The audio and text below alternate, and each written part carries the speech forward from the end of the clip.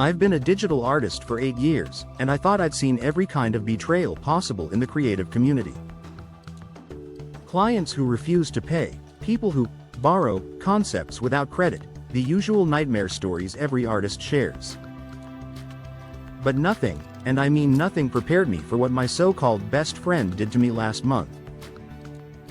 Let me start from the beginning, because the details matter here, and they paint a picture of someone I trusted completely destroying that trust in the most calculated way possible.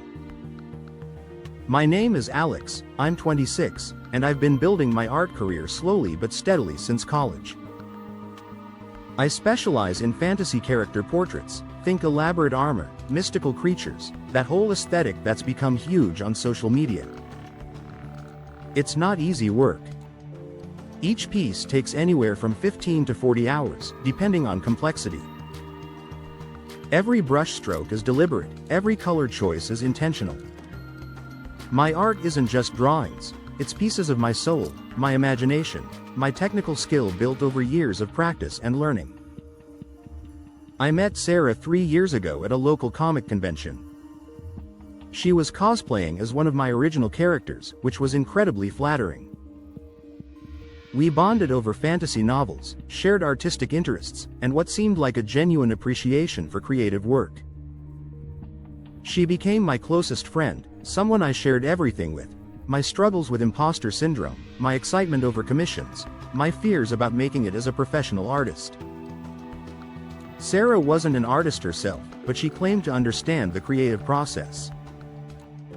"I could never do what you do," she'd say, watching me work on pieces during our video calls. "You're so talented, Alex. I wish I had even a fraction of your ability."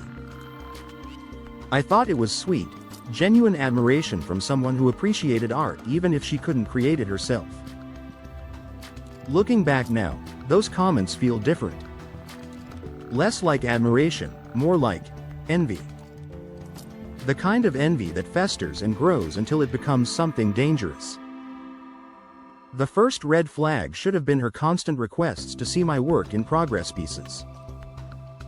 "I love watching your process," she'd say. "Can you show me what you're working on?" I'd screen share during our calls, walking her through my techniques, explaining my thought process. I was proud of my work and happy to share with someone who seemed so genuinely interested. Sarah was always my first viewer for finished pieces. I'd send her high-resolution versions before posting them publicly, getting her feedback, her excitement. "This is incredible, Alex, you're going to be famous someday." She'd ask detailed questions about my techniques, my inspiration, even technical stuff like what brushes I used in Photoshop, what resolution I worked at. I thought she was just curious, maybe thinking about trying digital art herself someday. The theft started small, in ways I didn't notice initially. Sarah began posting on her Instagram stories screenshots of art inspiration that looked suspiciously familiar. When I'd ask about it, she'd say she found the images on Pinterest or some random art blog. "You know how it is, everything just circulates online," she'd laugh. "I probably saw something similar to your style and it reminded me of your work, but something felt off." The inspiration images she'd share were always cropped strangely, or had filters applied that made them harder to identify. And they appeared on her stories within hours of me sharing new pieces with her, before I'd posted them publicly. The turning point came on October 12th. I remember the exact date because it was my birthday, and what happened that day completely ruined what should have been a celebration of another year of growth as an artist. I'd been working for 3 weeks on a commissioned piece, a fantasy warrior woman with intricate armor and a detailed background landscape. The client was paying $800, my highest single commission to date. I was incredibly proud of the piece. Every element was original, from the character design to the armor details to the mystical forest setting. As usual, I shared the completed piece with Sarah before posting it publicly. "Alex, this is your masterpiece," she texted back immediately. "Seriously, this is professional level work. You should be charging way more for pieces like this." 6 hours later, I was scrolling through Instagram when I saw something that made my blood freeze. There was my artwork, my warrior woman, my armor design, my background, posted on an art account I'd never seen before. Not shared or reposted with credit, but posted as original content. The caption read, "Finally finished this commission. So proud of how the armor details turned out. Fantasy art is my passion. #original art #commission #digital painting #fantasy." The account belonged to someone called Art by Emma_Creations, with about 15,000 followers. The post already had over 500 likes and dozens of comments praising Emma's incredible talent. My hands were shaking as I took screenshots of everything. This wasn't some random person who'd found my art online. This was my exact piece, posted hours after I'd only shared it with one person. I immediately called Sarah. "Sarah, you need to see something. Someone stole my birthday commission piece and is posting it as their own work." "Oh my God, Alex, that's terrible," she said, and her concern sounded so genuine that for a moment I doubted my own suspicions. "Do you know who did it? That's literally theft?" "I don't know yet, but Sarah, I only shared this piece with you. Like, literally only you have seen it. I haven't even posted it to my own accounts yet." There was a pause. "Well, maybe your client shared it? Or maybe you posted it somewhere and forgot." Sometimes when we're excited about our work, we share it more places than we remember. But I knew I hadn't. I keep meticulous records of where and when I post my art. It's part of being a professional. You have to track your content, your engagement, your reach. I spent the next hour doing detective work that would make Reddit proud. First, I reverse image searched my artwork. The only results were the theft post and my own files on my computer. Then I started digging into the Art by Emma_Creations account. What I found was devastating. The account had been posting original artwork for 6 months. As I scrolled through the posts, I recognized piece after piece, not just my own work, but art from several other artists I followed. Some pieces were posted exactly as stolen, others had minor edits, color adjustments, cropped backgrounds, sometimes flipped horizontally to make them harder to identify. But the worst part? At least 12 of the pieces were mine. 12 pieces I'd shared privately with Sarah over the past 6 months, thinking I was getting feedback from my best friend. The posting pattern was damning. Each stolen piece appeared on the Emma account within 24 hours of me sharing it privately with Sarah. The account never posted anything that looked genuinely original. It was entirely built on stolen artwork from various artists. My heart was pounding as I clicked on the account's bio link. It led to a website offering commission services, using my artwork and others' work as portfolio examples. Emma was charging $200,500 per commission, making money off of stolen art, taking clients who might have otherwise commissioned the real artists. But here's where it gets really twisted. I recognized some of the commission examples on the website. They were pieces I'd shared with Sarah as potential portfolio additions, pieces I'd never posted publicly because I was still deciding if they met my standards. Sarah wasn't just stealing my art, she was stealing my business, my reputation, my entire creative identity. I needed concrete proof before confronting her, so I set up a test. I created a new piece specifically for this purpose, a simple character portrait with a very distinctive detail, a pendant with my initials, AM, worked into the design, subtle but visible if you knew to look for it. I shared the piece with Sarah on November 1st, telling her it was for a potential client and asking for her feedback. "This is gorgeous, Alex," she texted back. "The detail work is incredible. That pendant is such a nice touch, really adds personality to the character." 18 hours later, the piece appeared on the Art by Emma account with the caption, "Character commission completed. Love adding personal touches like unique jewelry to make each piece special. Hashtag original character, hashtag portrait, hashtag digital art. The pendant with my initials was clearly visible in the stolen post. I had her. Completely, undeniably, with evidence that could hold up in court if necessary. But first, I needed to understand the full scope of what Sarah had done. I spent the next 3 days cataloging every stolen piece, cross-referencing posting dates with our private conversations, documenting the evidence. What I discovered was a systematic, months-long operation that was far more extensive than I'd initially realized.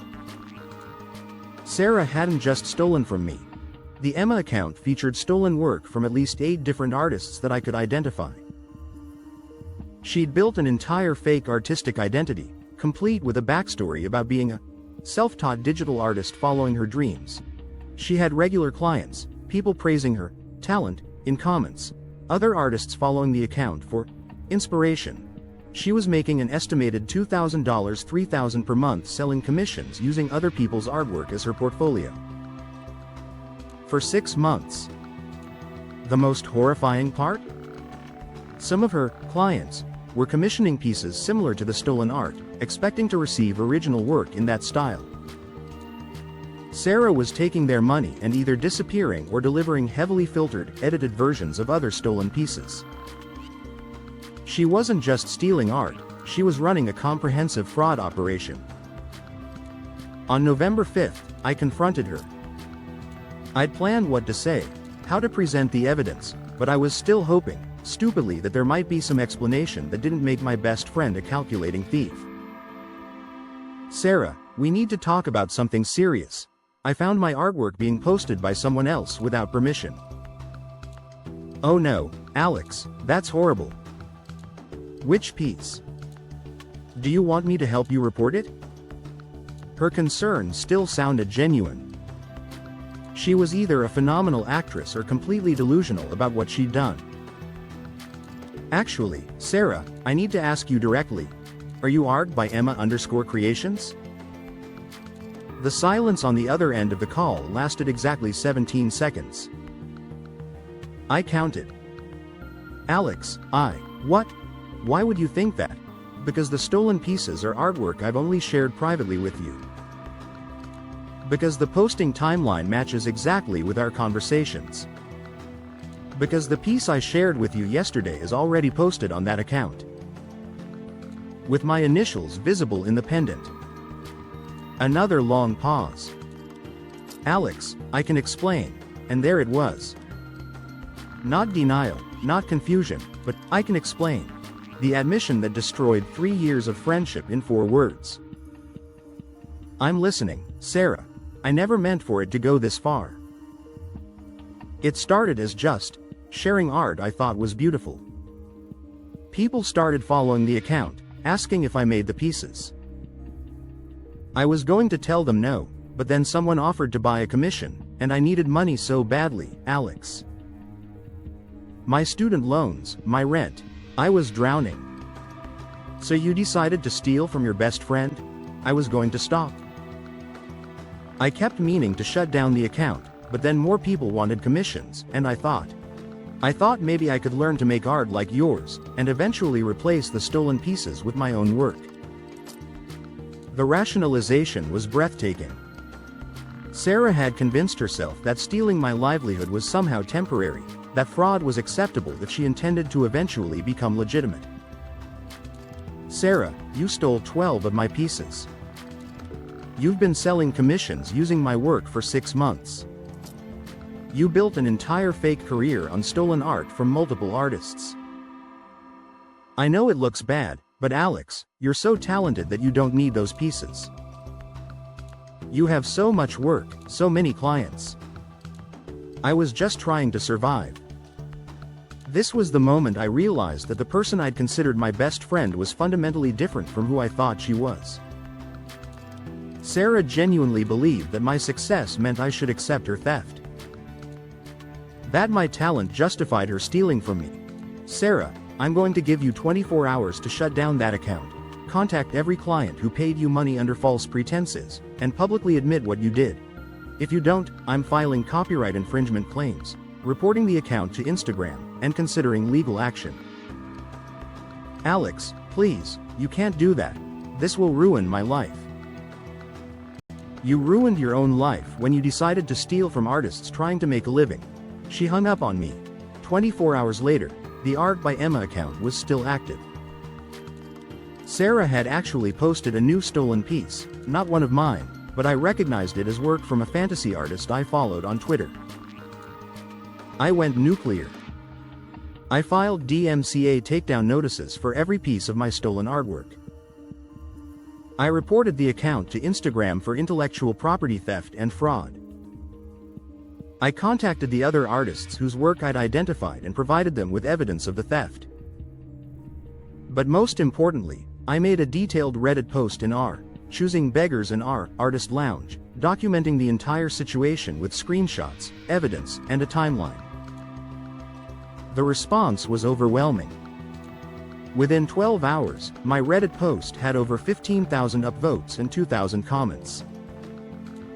The art community rallied in ways I'd never experienced.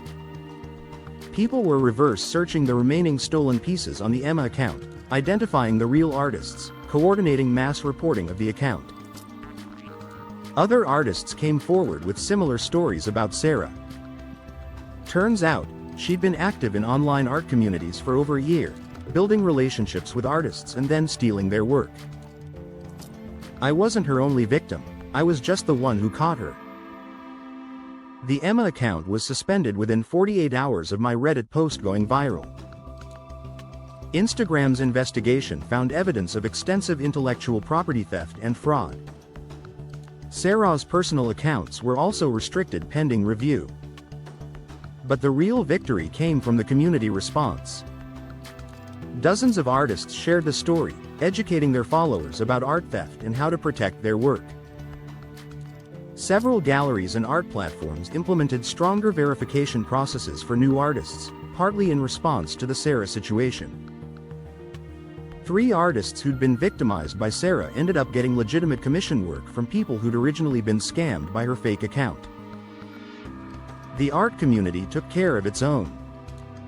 Sarah tried to contact me several times over the following weeks. Her messages went from angry, "You ruined my life over some drawings," to pleading, "I'm sorry, I was desperate, please help me fix this," to threatening, "I have lawyers looking into whether your Reddit post constitutes harassment." I blocked her on every platform. The legal aftermath is still ongoing. Sarah faces potential criminal charges for fraud, given that she accepted money for services she couldn't provide. Several of her clients are pursuing civil action for the money they lost. My lawyer is exploring copyright infringement claims, though the process is expensive and time-consuming. But here's what really haunts me about this whole experience: how long it might have continued if I hadn't caught that one post by chance. Sarah had been stealing from me for months before I noticed. How many other artists might she have victimized if the Reddit community hadn't exposed her so thoroughly? The betrayal cut deeper than the theft itself. This wasn't some random person on the internet stealing my art. This was someone I trusted completely, someone I'd supported through difficult times, someone who'd pretended to celebrate my successes while secretly stealing them. Sarah knew how hard I worked on each piece, how much my art meant to me, how difficult it was to build a client base and establish myself professionally. She watched me struggle with pricing my work fairly, dealing with difficult clients, managing the business side of being an artist. And through all of that, she was stealing my labor and profiting from it. The experience changed how I approached sharing my work and building relationships in the art community.